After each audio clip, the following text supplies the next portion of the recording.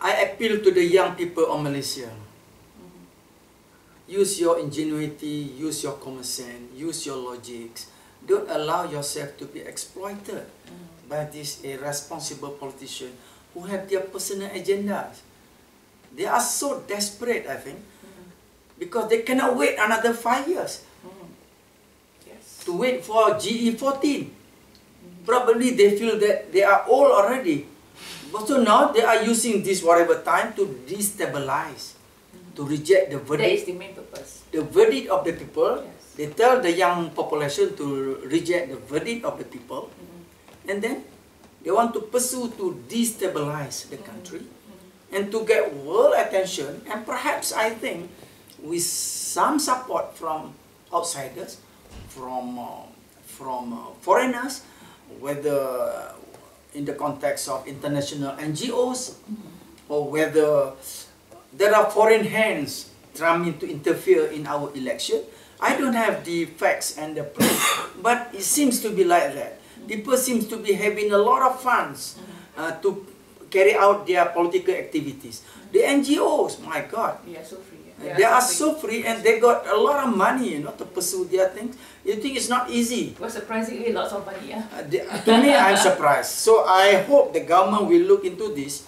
Yeah. It is high time for the country to have a kind of legislation monitoring the flow of foreign funding into our electoral processes, into our election activities. It's not wrong. Well, we have to monitor. There are no countries in the world to allow political parties or social organizations to receive foreign fundings without declaration. You have to declare. You have to make a disclosure. Who are the donors? How many you receive? Because you cannot allow people to get connected with the foreign donors, get funding easily, to interfere in our electoral process, to determine the future of our country. So high time, I think, for our parliament, you know, the relevant ministries to look seriously on this. The government has to come up with a legislation, either to be put under the responsibility by the ROS, because ROS is the body that registers political parties and social organizations. So I think we have to look into this. The legislations to monitor the flow of foreign funding, foreign donation into political parties and local NGOs, to finance them in their process of electioneering, election campaign, or their political activities that involve determination of the future of the nation. So I think this is quite serious.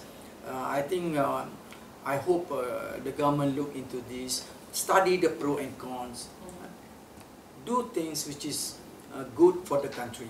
Because from my experience talking to so many election commissioners around the world, Africa, Latin America, Western democracies, Western Europe, and so on, they have all this. Our next door neighbor, Singapore, they have this. So I think it is very serious, you know. Our NGOs get funded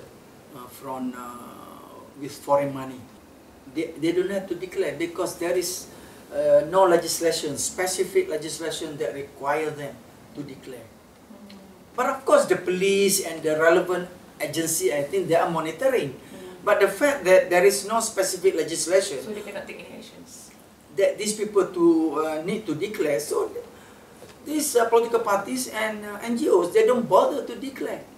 Well, last time it did not happen, but now the situation different because of global politics, globalization, the interference of foreign powers into the election process of a country.